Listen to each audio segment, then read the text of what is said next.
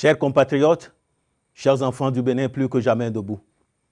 6 mai 1985, 6 mai 2019, il y a exactement 34 ans que l'Université nationale de Bénin, aujourd'hui UAC, Université d'Abomey-Calavi, a été le théâtre de la plus grande manifestation estudiantine de notre histoire. C'était l'année de mes premiers pas à l'université. Et je m'en souviens encore aujourd'hui, comme si le temps était revenu sur ses pas. C'était les années où la jeunesse béninoise avait un idéal et se battait pour ses idées, pour sa diversité.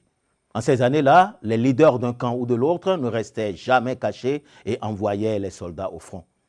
Les généraux de ces temps-là avaient pour nom, d'un côté, Alassane Issifou, Baparapé, Léonard Wantiekan, Léonard Kedoté, Thérèse Ouamwa, et de l'autre côté, Paul Ayemona, Lazare Sekwetor, Nassirou Bako Arifari, et qui sais-je encore. L'idéal berçait les vies et un militantisme dénudé de tout calcul égoïste enflammait les cœurs. Est-il encore besoin de rappeler que c'était les années de la Révolution, le printemps même du dictateur Kérékou? On avait en ce temps 1000 raisons de jouer aux incendiaires, 1000 raisons de péter les plombs et de brûler les bagnoles motors des temps anciens. Durant les 18 ans de la GN révolutionnaire, bien des âmes sont tombées.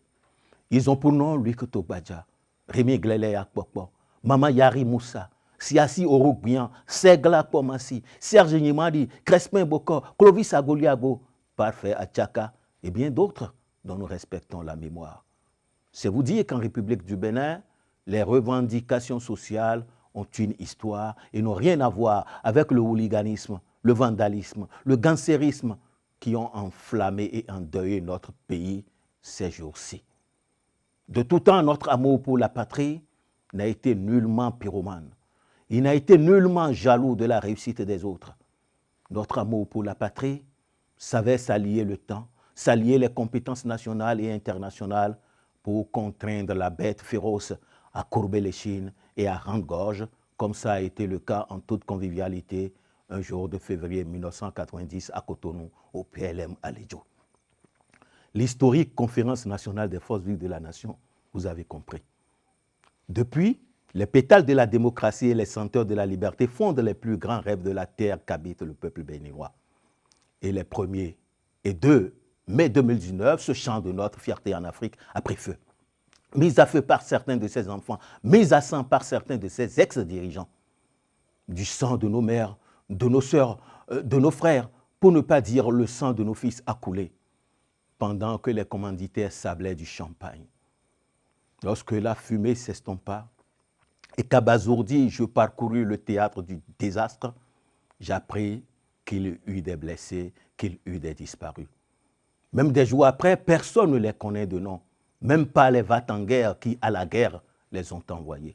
Même pas leur nombre exact, ils ne connaissent.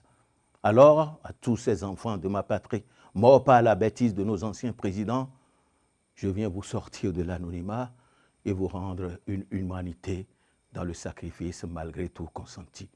Je vous baptise Jonas Koublenou, Karim Iyadjemi, Oru Geo Berumandi. Je n'ai pas vu parmi vous de Hazanaï, de Soglo, de Yahi, de Rondete, ni de Viera. Mais peu importe, ça ne change rien à l'hommage que je vous rends. Du monde invisible auquel vous appartenez désormais, éclairez-nous, nous qui foulons encore la terre qui aujourd'hui en son sein vous porte.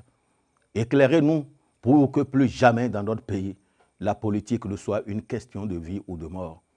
Chers compatriotes disparus, c'est moi, Ignace Yetchenou, qui prie pour vos âmes.